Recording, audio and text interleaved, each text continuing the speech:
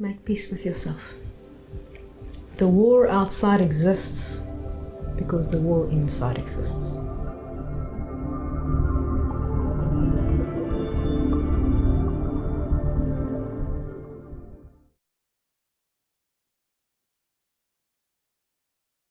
See how little effort you can use to do this.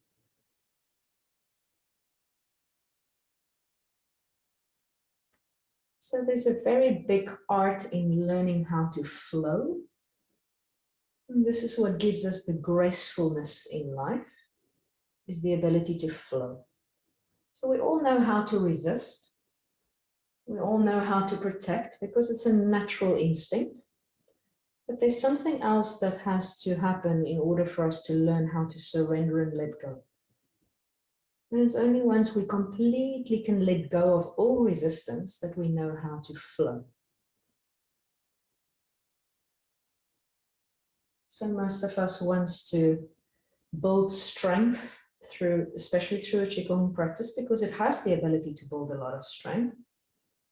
But it's not the main aim, it's not the main focus. And until you've learned how to let go of resistance,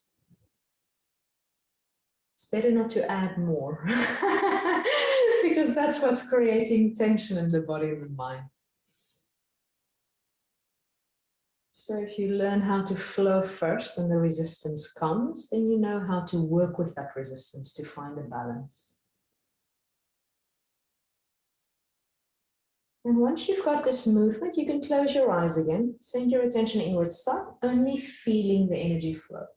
You only feel the breath, you feel the energy, but it's almost like you disappear. Whatever you identify with as a physical body, it dissolves into the movement. It's just this continuation of energy flow.